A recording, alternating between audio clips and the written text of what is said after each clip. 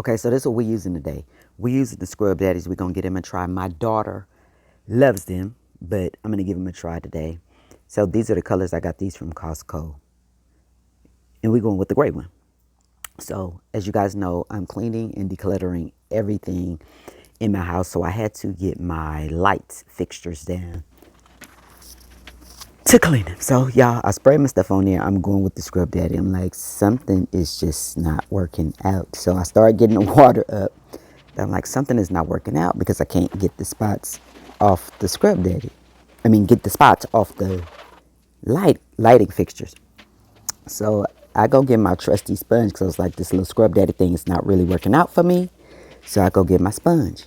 Spot's still not coming off. I done sprayed my degreaser. Like, I'm like, what is the problem? Y'all, why did I have it on the wrong side? I thought the spots were on the wrong on the wrong side. So I flipped it over. And listen, Scrub Daddy, yeah, y'all are a keeper. Y'all are definitely a keeper.